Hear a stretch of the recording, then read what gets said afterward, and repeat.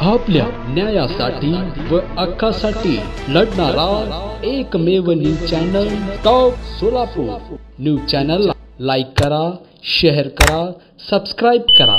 सोलापूर जिल्ह्यातील साखर कारखानदाराची ऊस संदर्भातील महत्त्वाची बैठक जिल्हाधिकारी कुमार आशीर्वाद यांच्या अध्यक्षतेखाली पार पडली।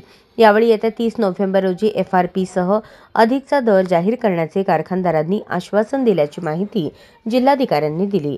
सोलापूर जिल्ह्यातील साखर कारखान्यांचा गाळप हंगाम सुरू होऊन 20 दिवस उलटूनही अद्याप ऊस दर जाहीर करण्यात आलेला नाही। त्यामुळे शेतकऱ्यांमधून तीव्र नाराजी व संताप व्यक्त होत आहे। या पार्श्वभूमीवर जिल्हाधिकारी कार्यालयात याबाबत बैठक झाली। जे कारखानदार अनुपस्थित होते त्यांची बैठक पुन्हा 17 नोव्हेंबर रोजी घेण्यात येणार असल्याचे सांगण्यात आले। शेतकरी संघटनांकडून आणि शिवसेना उद्धव बाळासाहेब ठाकरे पक्षाकडून केंद्र सरकारच्या FRP दरानुसार आणि ऊस उत्पादकातून मिळणाऱ्या उत्पन्नाचा विचार करून ऊस दर जाहीर करण्याची मागणी होत आहे।